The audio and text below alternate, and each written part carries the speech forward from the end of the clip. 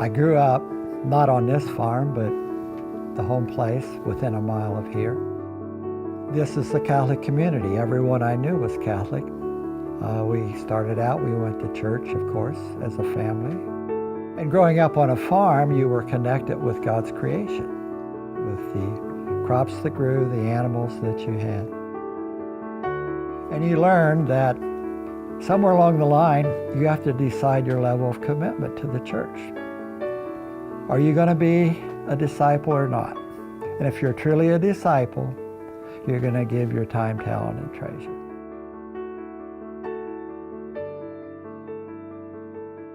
The excitement is real. The excitement in the hearts of these men is palpable because they desire to submit their lives to God and thus to do that in the context of the community of the church. And it helps other young men ask themselves the question, what might God be calling me to do with my life? How can I serve God and serve the church?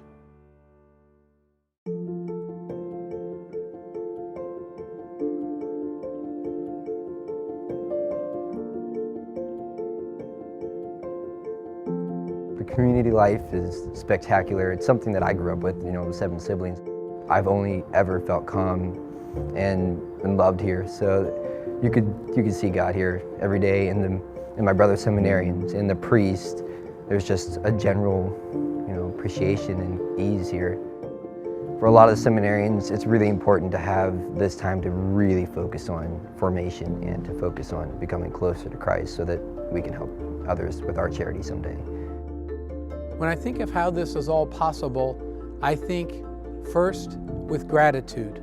Simon Brute was the first bishop to the state of Indiana, and Bishop Beekline in his time was remembering him and honoring him. And then I think, obviously, secondarily, of our benefactors, because they are the pillars here that support us. Brute would not exist without donors. I mean, it's just not feasible. It's awesome to have good Christian people showing charity.